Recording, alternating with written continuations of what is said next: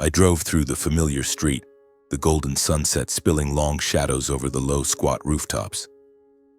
The old delivery truck creaked and groaned every time I pressed the gas, as if it were as exhausted as I was. The last package of the day sat haphazardly on the passenger seat, a small box wrapped in brown paper, its address scribbled in handwriting that looked like a child's. I glanced at it, then at the clock. 6:30 p.m. Mom had texted me 3 times, her tone as usual. "Jacob, come home for dinner tonight. Don't keep me waiting." Not a single word asking if I was tired or busy. Just a command, as if I were a cog in the monotonous schedule she'd already mapped out. My name is Jacob, 28 years old, a delivery driver for a small logistics company in Portland. The job isn't bad, but it's hardly something to boast about. Every day I leave home before the sun rises, crisscrossing the city, delivering packages to every corner and alley, and returning home when the sky is pitch black. The pay is enough to get by, enough to rent a small room on the outskirts of town and occasionally send a little money back to my parents. But in my family's eyes, I'm nothing. Not because I've done anything wrong, but because I'm not Jason. Jason, my younger brother, 3 years my junior, is the pride of the family. He has a dazzling smile, the kind that makes people trust him at first glance. Jason talks like an actor, always knowing how to make people laugh, how to make them overlook his mistakes. Since we were kids, Mom called him the golden boy, while I, no matter how hard I tried, was just the clumsy older brother. Mom once said right in front of me that Jason was born to do great things, while you just need to work hard and that's enough. Those words sounded gentle, but they stabbed into my heart like a rusty knife, stinging every time I recalled them. I don't entirely blame Jason, at least not completely. He didn't choose to be the favorite. But sometimes I wonder, if I'd been treated fairly, would I be living a different life? A life where I didn't wake up every day feeling like I'm the shadow of my own brother? Today is Friday, the day Mom always insists I come home for dinner. Family needs to gather, she says, but I know that gathering is never about me. It's Jason's stage where he talks about his grand plans, his startup projects that I never fully understand. I just sit there, eating cold rice, nodding when Mom asks me something and trying not to notice when Dad brags about Jason to the neighbors over the phone. I pulled over in front of a convenience store a few blocks from home to deliver the last package. The evening breeze was cool, but sweat still clung to my forehead. The recipient was a middle-aged woman with bright red dyed hair, who thanked me with a weary smile. "You work hard, don't you?" she said, and I just nodded, unsure how to respond. I'm not used to rare compliments like that. When I got back to the truck, my phone buzzed, a text from Mom. "Jason says he has a big surprise tonight. Come home early, don't keep the family waiting." I sighed and shoved the phone into my pocket. A big surprise. Probably another grandiose story from Jason. A new project, a promising relationship, or maybe just a new pair of shoes that Mom will gush over. I'm not jealous, really, but I'm tired. Tired of always having to play the understanding older brother, the one who's never allowed to complain. My parents' house is in an old neighborhood where the houses are packed close together, their walls stained and their iron fences rusted. I parked in front of the gate, turned off the engine, and sat still for a moment. The sound of distant car horns mixed with the barking of a dog somewhere nearby. I looked in the rearview mirror and saw my tired eyes, dark circles etched deep as if I hadn't slept enough in years. "Just one dinner, Jacob," I told myself. "Eat, then go home." Stepping inside, the rich aroma of braised pork hit me. Mom was bustling in the kitchen, Dad was lounging in his armchair watching TV, and Jason, he wasn't there yet. I greeted Dad, but he only grunted, his eyes glued to the screen. Mom turned around, looked me up and down, and frowned. "You're working late again, aren't you? Look at that dirty shirt. Go wash your face before Jason gets home and sees his brother looking so sloppy." I nodded and trudged upstairs. In my old room, now just a storage space for random junk, I spotted an old framed photo on a shelf. It was Mom, Dad, Jason, and me, taken when I was 15 and Jason was 12. I stood behind him, my arm around his shoulders, both of us grinning brightly. Back then, I thought I was the big brother, his protector. Now I don't know what I am anymore. When I came back downstairs, Jason had arrived. He was sitting at the dining table, his white dress shirt crisp and his hair slicked back with gel. "Yo, big bro," he called out, flashing a wide grin. "Long time no see. You doing okay?" I nodded and sat across from him. Jason always called me big bro in that joking tone, as if I were a side character in his story. Dinner began. Mom brought out the braised pork and placed it right in front of Jason. "Your favorite, right?"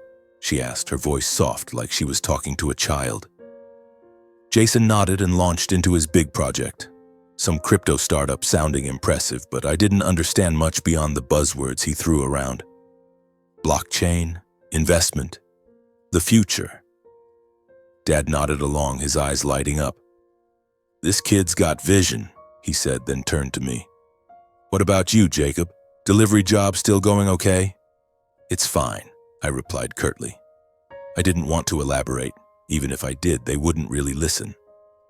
"Fine's good," Mom chimed in, but her tone carried a hint of pity, like she was consoling a loser. "Just keep working hard and things will be okay."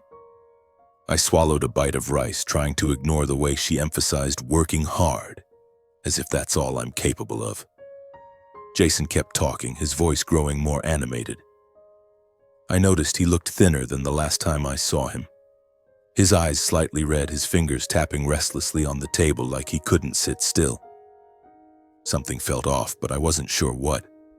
Then, as Mom was praising Jason's business talent, his phone buzzed. He glanced at the screen, his face tightening for a split second, then stood up. "Gotta take this call," he said, disappearing into the backyard. I watched him go, a sense of unease creeping in. Jason had been getting calls like this a lot lately. Always secretive, always brief, always followed by a forced smile when he returned. The last time I'd seen him in the backyard talking about goods and payments. When I asked, he brushed it off with a laugh, saying it was just business. But this time I noticed Mom watching him too. Her brows slightly furrowed, though she quickly turned to me and changed the subject. "Jacob, have you sent money home this week?" she asked, her tone as casual as if she were asking about the weather. I nodded, though it stung inside. "I send money home faithfully every month, but I've never heard a word of thanks."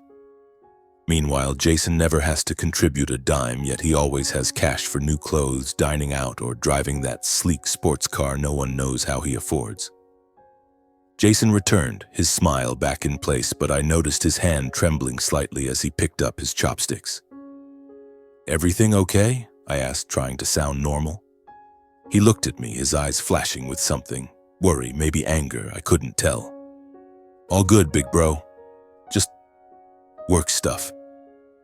He smiled, but it didn't reach his eyes. Dinner ended and I washed the dishes as usual, though Mom never asks Jason to do it. As I dried my hands preparing to leave, Jason pulled me aside into a corner of the room. "Hey, you free tomorrow?" he asked, his voice low. "What's up?" I replied, a bit surprised. He hesitated, then shrugged. "Nothing big, just... Could you help me deliver something? It's small, won't take long." I looked at him, that uneasy feeling rising again. "Deliver what?" I asked. He grinned and clapped my shoulder. "Just a package, don't worry, I'll explain tomorrow." He walked off before I could press further, leaving me standing there with a bad feeling I couldn't shake. That night, lying on the single bed in my cramped rented room, I couldn't sleep. Images of Jason with stacks of cash, those secretive phone calls, kept swirling in my head. I told myself I was overthinking, that he was just a spoiled little brother, not a criminal. But deep down, I knew something wasn't right. And I was afraid, not for Jason, but for myself. Because I knew if something went wrong, I'd be the one left holding the bag. The next morning, I woke to the shrill buzz of my alarm clock, like a trapped insect screaming for release. 5:30 a.m., the sky still pitch black. My cramped rented room reeked of stale coffee and the damp mustiness of stained walls. I lay still for a moment, trying to recall last night's dream, but all I could see was Jason.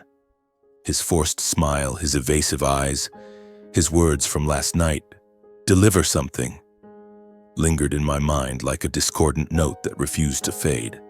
I shook my head, telling myself I was overthinking. Jason might be a spoiled brat, but he wouldn't get involved in anything too bad, would he? I threw on an old t-shirt, grabbed my baseball cap, and headed out to the truck. Another day, another loop. But today, I felt heavier than usual. Something was off, like hearing a strange noise in the house in the dead of night. While eating breakfast, I texted Jason a short message. "What's that package? I'm busy today." No reply. I shoved the phone into my pocket, started the truck, and got to work. The day passed in a blur of honking horns, gasoline fumes, and dusty streets. I delivered package after package, trying not to think about Jason. But every time my phone buzzed, I flinched, hoping it was him, only to see messages from the company or Mom, reminding me to come home for dinner tonight. "Jason has something important to discuss," she wrote, always Jason. I sighed, wondering if there'd ever be a day when my family talked about me, even just once. By the afternoon, Jason finally texted back, "Big bro, swing by the house at 6 p.m. It's just a small package. Just help me deliver it. Thanks." I frowned, my thumb hovering over the screen, tempted to ask more, but I let it go. Maybe it was just something for his project. I didn't want to argue or hear Mom scold me for being jealous of my little brother. "All right," I replied, then pocketed the phone. As the sunset fell, I drove toward my parents' house. The familiar street now felt strange, like it was hiding a secret. I parked at the end of the alley, checking the truck's cargo area out of habit. Everything was as usual. A few leftover boxes, a toolbox, and a half-empty water bottle. I closed the hatch, locked the truck, and walked inside. The smell of beef stew wafted from the kitchen, mingling with Mom's muttering about Jason being late again. Dad was in his armchair, flipping through a newspaper, but I knew he wasn't really reading. He just wanted to look busy to avoid talking to me. "Jacob, you're here?" Mom called from the kitchen, her voice cheerful but tinged with something forced. "Go wash your face. Jason will be back soon and we'll eat." A little later, Jason showed up. He was wearing a black hoodie, a departure from his usual polished look. His eyes were bloodshot, like he'd been up for nights on end. "Yo, big bro," he called, but his voice lacked its usual confidence. I sat down, studying him. "Where's the package?" I asked, keeping my tone neutral. He blinked, then grinned. "Oh, I'll give it to you after dinner. No rush." Dinner began, but the atmosphere was heavier than usual. Mom kept asking Jason about his crypto project, but he answered vaguely, his eyes glued to his phone. Dad stayed silent, nodding only when Mom praised Jason. I ate without tasting anything, the beef stew sticking in my throat. "Jason, are you okay?" Mom asked, her voice tinged with worry. He nodded, but I noticed his hand gripping his phone tightly under the table. Then everything happened so fast I could barely process it. The piercing wail of police sirens cut through the air from the end of the alley, sharp as a knife. Heavy footsteps followed, then urgent pounding on the door. Mom jumped up, her face pale. "What's going on?" she screamed, rushing to the door. I looked at Jason, but he didn't lift his head, just sat there, still clutching his phone. The door flew open and 3 police officers stormed in, their dark blue uniforms and cold eyes commanding the room. "Jacob Miller!" one of them barked, his voice hard as steel. I nodded, my heart pounding. "We need to check your truck. Open the cargo area." I stood, my legs like lead. "What's this about?" I asked, but the officer only repeated, "Open the cargo area." I led them to the truck, Mom and Dad trailing behind. Mom's face was ashen and Dad muttered something about a mistake. Jason didn't follow, but I saw him standing at the door, his silhouette faint under the streetlight. I opened the cargo hatch, my heart hammering so hard I could hear the blood rushing in my ears. One officer leaned in and pulled out a small plastic bag filled with smaller packets of white powder. I froze as if the blood in my veins had stopped flowing. "What's this?" the officer asked, holding up the bag. I shook my head, my voice breaking. I don't know, that's not mine." But their eyes didn't believe me. They cuffed me, the metal biting into my wrists. Mom screamed, but not to defend me. "This has to be a mistake. My son wouldn't do this," she wailed, but her eyes weren't on me. They were on Jason.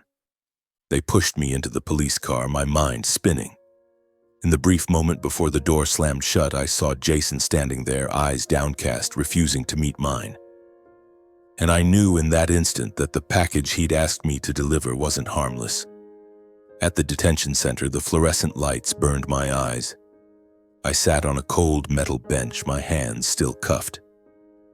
The officer across from me spoke in a flat, rehearsed tone. "Jacob, we found a large quantity of drugs in your truck. You know what they are, don't you? Tell the truth. It'll be better for you." "I don't know," I repeated, my voice hoarse. "I swear I don't know where they came from." But my words carried no weight. I was just a delivery driver. No money, no power, no one to back me up. Then my parents arrived. They stood behind the glass, Mom crying, Dad frowning with his hands in his pockets. The officer left, leaving me alone with them. I looked at Mom, waiting for an explanation, an apology. But she only whispered, her voice trembling. "Jacob, you have to take the fall. Jason can't go to jail. He has a future ahead of him. You're stronger. The lawyer will handle it and you'll get a reduced sentence." I stared at her, feeling like my heart was being crushed. "What did you say?" I asked, my voice breaking. Dad cut in, his tone firm. "Listen to your mother. This is for the family. Jason wouldn't survive it. You can." I looked at them, the people I called my parents, but now they felt like strangers. No apology, no explanation. They just wanted me to take the blame.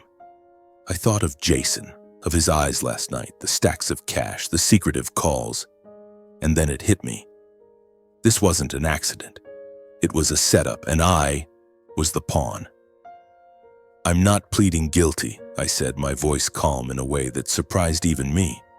Mom froze, then burst into tears. "Jacob, you can't do this. Do you want to destroy this family?" I didn't answer. For the first time in my life, I looked at them and felt no need to please them anymore. The next morning, I was taken to the courtroom at the Multnomah County Courthouse in Portland. The air inside was frigid, despite the July heat scorching the world outside. I sat on the defendant's bench, my worn-out sneakers scraping against the polished wooden floor, my hands still numb from the cuffs I'd worn since last night. In front of me was Howard, the court-appointed lawyer, a middle-aged man with disheveled hair and glasses slipping down his nose, flipping through a stack of papers as if he knew nothing about my case. He'd met me for exactly 15 minutes before the hearing began, his voice flat and rehearsed. "Jacob, you should plead guilty. The evidence is clear. Plead guilty, and you'll get a lighter sentence." I shook my head, trying to explain that the drugs in my truck weren't mine, that I'd been set up, but Howard just shrugged. "You say that, but the jury won't care," he said, then turned away, his eyes glued to his phone. I looked out at the public seating, hoping to see Mom or Dad. But only Jason was there, sitting in the far corner, head bowed, hands clasped tightly as if hiding something. He didn't look at me, not once. My parents didn't show up. I pictured them at home in the familiar kitchen, still tinged with the smell of BBQ, probably comforting each other that everything will be fine. But fine for who? Certainly not for me. The prosecutor, a petite woman with a voice sharp as a blade, stood up. She called me Jacob Miller, 28 years old, delivery driver, but the way she said it made me sound like a seasoned criminal. "The defendant used his job to conceal drug trafficking activities," she declared, holding up the bag of white powder, the damning evidence, before the jury. I wanted to scream that it wasn't mine, that I had no idea where it came from, but Howard put a hand on my shoulder and whispered, "Don't do anything stupid." I clenched my jaw, a wave of helplessness crashing over me. The trial dragged on for 3 days, but to me it felt like an endless nightmare. Howard did little beyond sitting quietly, occasionally jotting a few notes. The prosecutor, meanwhile, was relentless, presenting photos of my truck, the bag of drugs, and my delivery records as if they proved I ran a sophisticated criminal network. "The defendant had the opportunity, the means, and the motive," she said, her voice icy. Motive? I was just a driver, working from dawn to dusk, sending money home to my parents, dreaming of a small coffee shop. What motive could I possibly have? I testified that I knew nothing about the drugs, that someone had set me up. But when the prosecutor asked who, I fell silent. I thought of Jason, his evasive eyes that night, my mother's whispered words. Jason wouldn't survive it. I wanted to point at him, to say my own brother had put me here, but I couldn't. Not because I wanted to protect him, but because I knew, even if I spoke, no one would believe me. I was just Jacob, the clumsy older brother, the one my family never took seriously. On the final day of the trial, the judge, a silver-haired man with a stern face, delivered the verdict. "Jacob Miller, you are sentenced to 2 years in prison for possession of a controlled substance with intent to distribute." The gavel struck the bench like a guillotine. I stood frozen, my mind blank. Jason was still there in the back row, but he didn't look up. As I was led away, I turned, hoping to catch his eye, hoping for a hint of remorse. But he just stood and left the courtroom, his figure disappearing behind the heavy wooden door. The iron door slammed shut, the clang of metal echoing like a hammer blow. I stood in the middle of a cold cell, the flickering fluorescent light casting shadows on the gray concrete walls.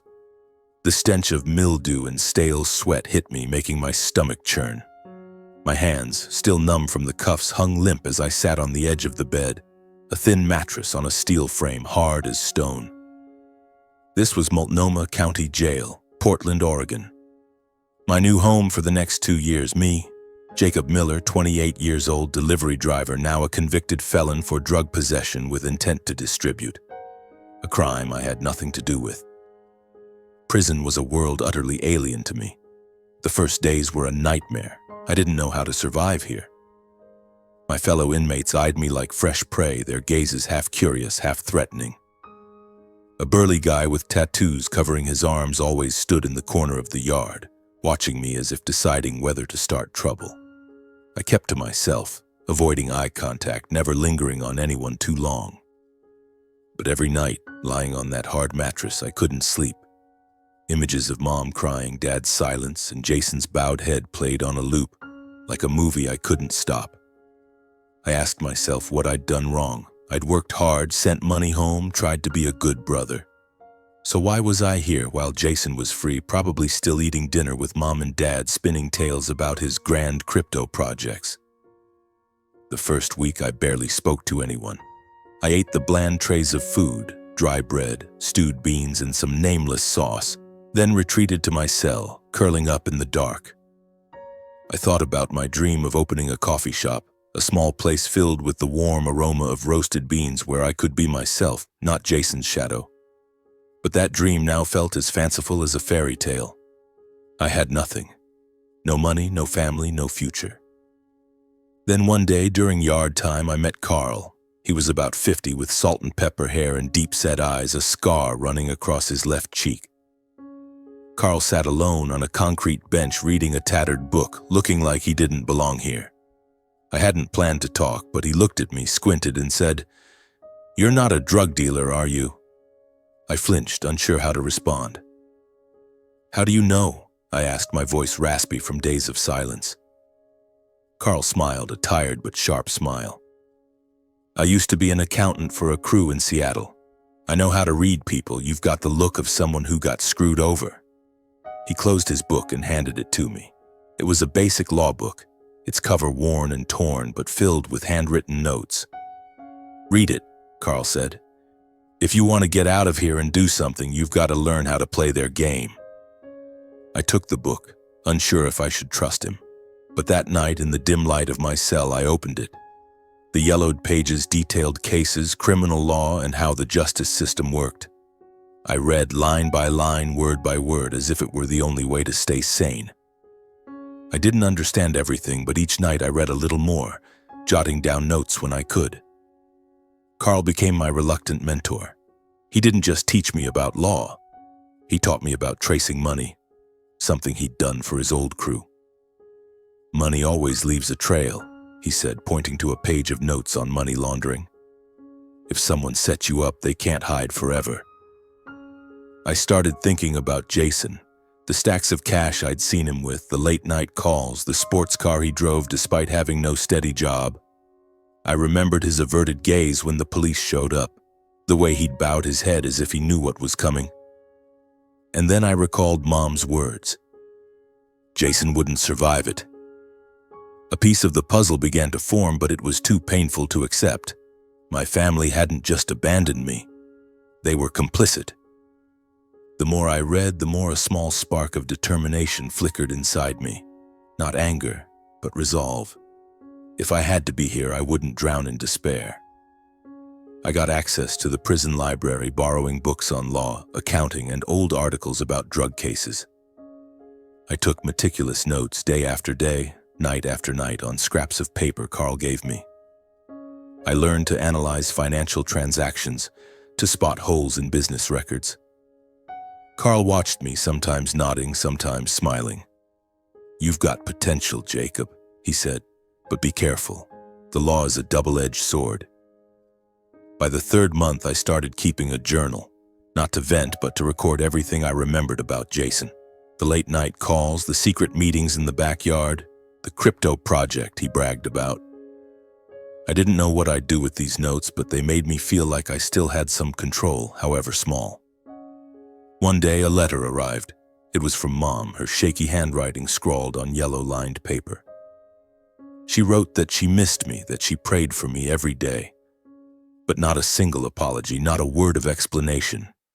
She only asked if I was okay and mentioned that Jason was doing well in business, that he'd just bought a new TV for the house. I read it, folded the letter, and tucked it under the corner of my mattress. I didn't reply. Not because I was angry, but because I didn't know what to say to someone who'd chosen my brother over me. Carl saw me sitting quietly and asked, "Family?" I nodded. He shrugged. Family can be your strength, but it can also be your weakest link. You have to choose. Live for them or live for yourself. I looked at him, then at the law book in my hands. For the first time, I felt like I had an answer. 18 months passed, and I was no longer the Jacob who'd first walked into this prison. I was thinner, my hair longer, but my eyes were different. I wasn't the resigned older brother ready to sacrifice for family. I'd learned to see the world through the lens of law and truth. As my release date approached, I knew I wouldn't return to my old life. Jason, Mom, Dad, they'd pushed me into this place, but I would walk out stronger than they ever imagined. The day I walked out of Multnomah County Jail, the Portland sky was a dull gray, with a light drizzle stinging my face like tiny needles. I stood in front of the iron gate, wearing an old hoodie and tattered sneakers handed back by the guard, clutching a plastic bag with my few belongings. A worn notebook, a pen, and a faded family photo with creased corners. I looked around, foolishly hoping someone would be waiting, Mom, Dad, or even Jason. But the road outside was empty, save for the rumble of a passing truck and the smell of wet asphalt. I took a deep breath, a mix of freedom and loneliness washing over me like a wave. 18 months in prison had changed me, but the world outside didn't seem to care. I walked to the nearest bus stop, the plastic bag rustling in my hand. No one knew I was getting out today because I hadn't told anyone. Mom had sent another letter a few months back, asking if I was okay, mentioning that Jason had rented a new apartment downtown. Not a word of apology, not a hint of explanation. I didn't reply. Not out of anger, but because prison had taught me something. Family isn't everything, and I couldn't live just to please them anymore. I found a job at a small coffee shop called Brew Haven, tucked away on Belmont Street, a few miles from downtown Portland. The work was simple: brewing coffee, wiping tables, and chatting just enough with customers to keep them happy. The owner, a middle-aged guy named Ray, didn't ask about my past. "You work hard, that's enough," he said when he handed me my uniform. I nodded, feeling for the first time in my life that someone was looking at me without comparing me to Jason.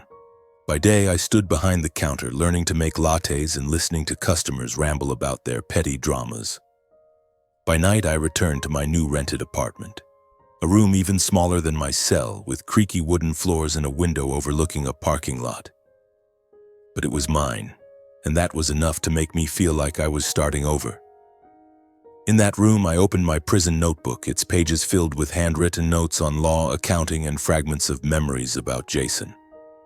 I didn't know what I'd do with them, but I knew I couldn't let the past bury me. One evening after my shift, I sat in front of an old laptop I'd bought from a secondhand shop and started searching. I typed Jason Miller into Google, and a slew of articles popped up. Young entrepreneur with big potential, breakout crypto startup, glossy headlines about Jason's company, JM Ventures.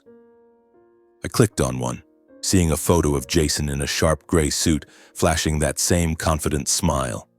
His company, the article said, specialized in cryptocurrency investments, promising high returns for investors. But something felt off. Jason, the kid who'd blown through our parents' savings on a sports car, was now a successful entrepreneur? I didn't buy it. I remembered Carl's words from prison.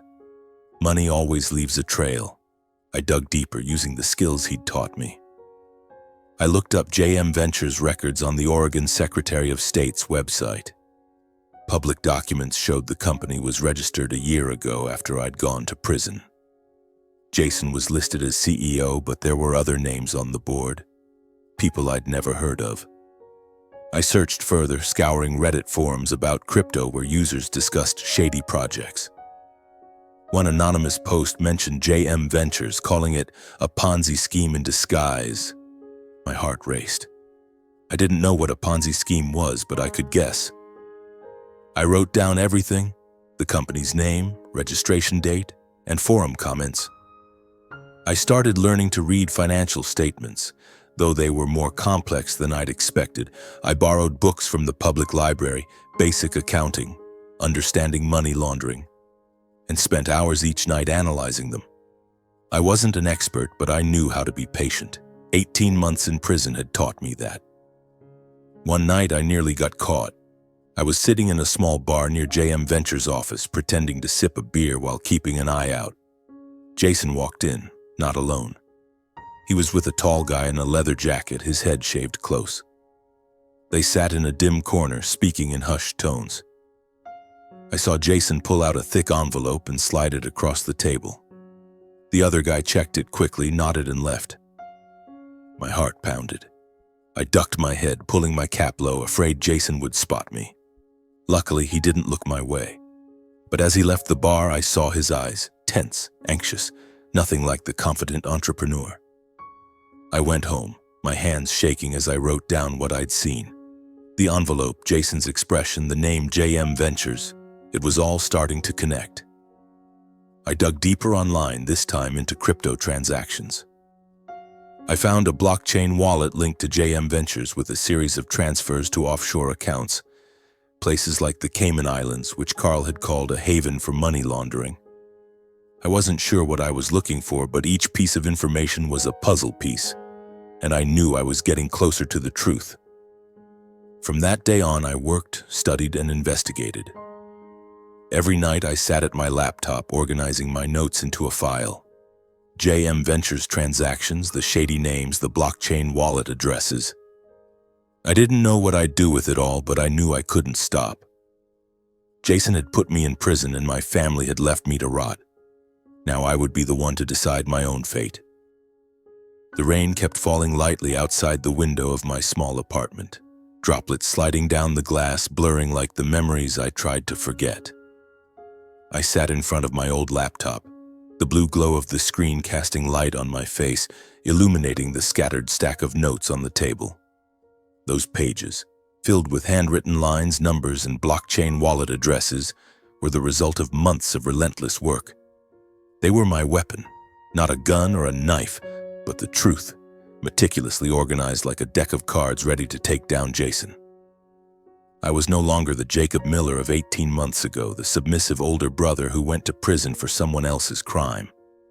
I had learned to see the world through Carl's lens, the prison friend who told me, money always leaves a trail. And Jason, my little brother, had left far too many trails. His company, JM Ventures, wasn't the promising crypto startup the articles hyped it up to be. It was a front, a complex money laundering machine, and I had spent every night unraveling it. It all started with small pieces. After that night, I nearly got caught at the bar. I became more cautious. I stopped going near JM Ventures' office and focused on gathering information remotely. I scoured public websites, checked company records on the Oregon Secretary of State's site, and dug deep into crypto forums on Reddit and Telegram. An anonymous Reddit post hinted that JM Ventures was involved in shady transactions, and I followed that lead. I uncovered a chain of blockchain transactions from JM Ventures' wallet, funneled through dozens of intermediary accounts, ultimately landing in offshore banks in the Cayman Islands. Carl had told me about places like that, havens for money launderers. I wasn't an expert, but I was patient. I spent hours analyzing transactions, cross-referencing them with JM Ventures' public financial reports.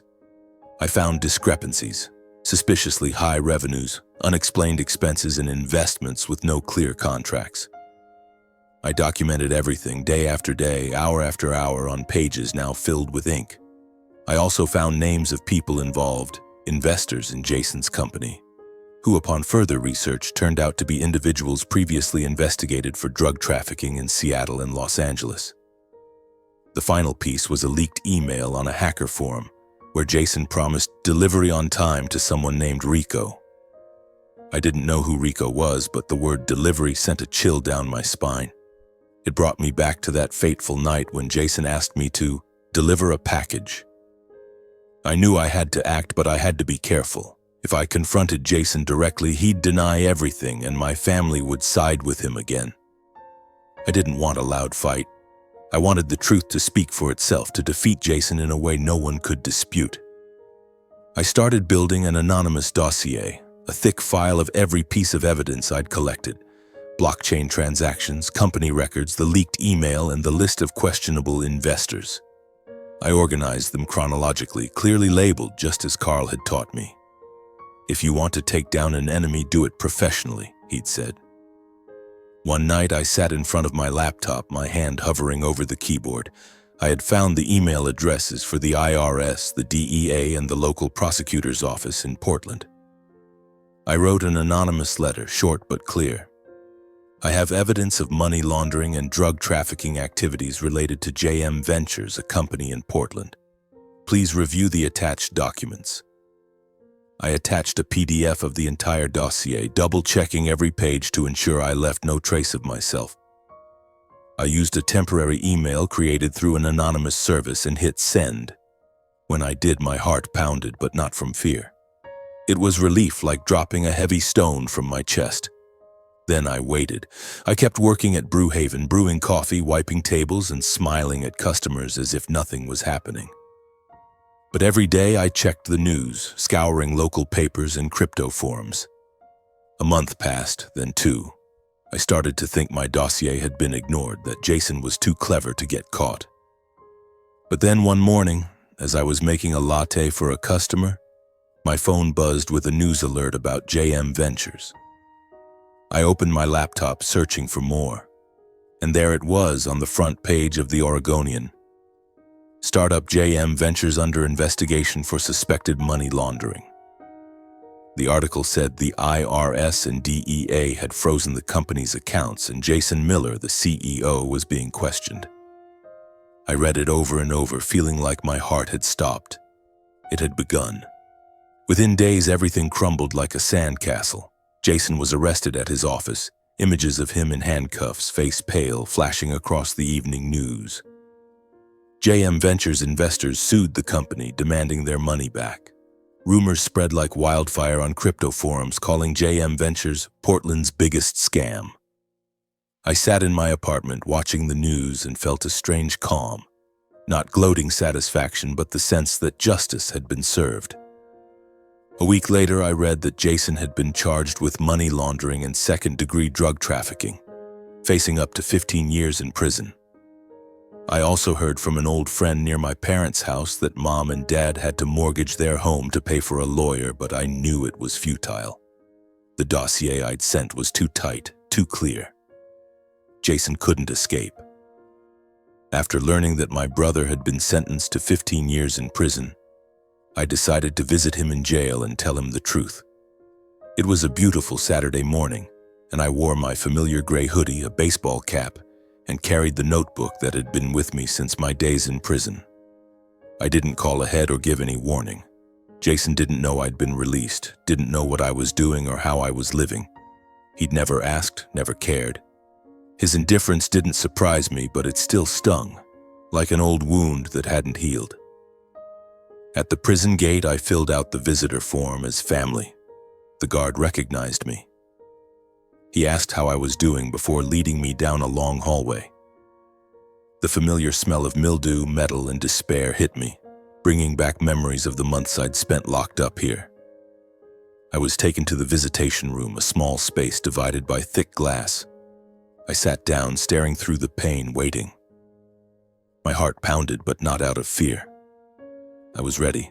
Jason walked in wearing an orange prison jumpsuit, much thinner than the last time I saw him. His hair was disheveled, his eyes sunken, his face pale and lifeless. When he saw me, his eyes widened in shock. "Jacob," he whispered through the microphone, his voice hoarse. You're out? Why are you here?" I looked at him, not answering right away. Jason sat down, his hands clasped tightly on the table, his eyes flickering between confusion and anxiety. "I've been out for 3 months," I said, my voice calm. "But you didn't know, did you? You didn't ask, didn't care. Just like Mom and Dad." Jason lowered his head, his lips pressed tight. I continued, my voice steady. "I'm not here to forgive you. I'm here so you know the truth. I'm the one who sent the dossier to the IRS and DEA. I found everything. JM Ventures, the dirty money, RICO, all of it. I put you here." Jason looked up, his face ashen. "You, what?" he stammered, as if he couldn't believe it. "Why, Jacob, I'm your brother." I gave a dry laugh, feeling like my heart was being squeezed. "Brother?" I repeated. "You let me rot in prison for 2 years for your crime. You didn't call, didn't write, didn't once ask how I was. Did you think I'd always be the pushover big brother?" Jason broke down crying, but I felt no pity. "I didn't want this," he said, his voice trembling. "They forced me, Jacob. The people I worked with. They said if I didn't throw the police off, they'd kill me. Mom and Dad said you'd be fine, that you were stronger." "Stronger," I cut him off, my voice sharp as a blade. "That's their excuse and yours. But the truth is, you chose yourself and they chose you. I had to pick myself up." I paused, looking straight into his eyes. "Now you have to pay, Jason.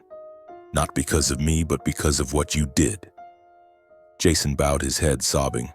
I stood up, saying nothing more. "Take care of yourself," I said, then walked out of the room.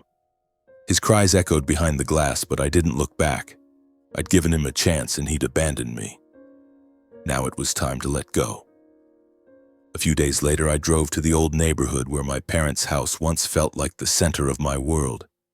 Now it looked worn, its paint peeling, the iron fence rusted. I didn't call or warn them. They didn't know I was out of prison, didn't know what I was doing. Their silence, no calls, no letters in 18 months, was proof enough. I knocked on the door, my heart pounding, not from fear, but because I knew this was the last time I'd face them. Mom opened the door, her hair grayer than I remembered, her face etched with worry lines. She froze when she saw me, her hand trembling on the doorknob. "Jacob," she whispered, as if seeing a ghost. What are you doing here? You're out?" Dad appeared behind her, his eyes tired, his hair now fully white. "Jacob," he said, his voice low. "Why didn't you say anything?" I looked at them, the two people who once meant everything to me, now as distant as strangers. "I've been out for 3 months," I said calmly. "But you didn't know because you didn't ask. You didn't care, did you? Only Jason mattered." Mom burst into tears, but I didn't waver. "Jacob, I'm sorry," she said, her voice breaking. But Jason, he's in despair. He's been sentenced to 15 years. You're smart, you educational, you know the law. Can you help him? Dad nodded, his eyes pleading. You're his brother, Jacob. Family helps each other. I shook my head, feeling a weight lift off my shoulders. I used to be his brother, I said. But when you chose him over me, when you let me go to prison for his crime, I learned to live for myself. I paused, looking them in the eyes. And you know what? I'm the one who put Jason in prison. I found everything, the dirty money, the transactions, all of it. I sent the evidence to the IRS and DEA. I did it for justice. Mom collapsed into a chair, hands covering her face, sobbing. Dad stood frozen, his eyes misty as if he couldn't believe it. How could you? He whispered. He's your brother. I gave a dry laugh, my voice steady. I stopped being his brother and your son the day you let me take the fall for him. I turned and walked out. Mom called after me, her voice desperate. Jacob, come back. But I didn't stop. I stepped into the street, the rare Portland sunlight filtering through the trees, the breeze carrying the scent of dry leaves and coming rain. I didn't look back, didn't think of Jason, Mom, or Dad. I just kept walking, clutching my notebook filled with plans for my own coffee shop, a faint smile on my lips. Justice had been served, and this time I wrote the ending.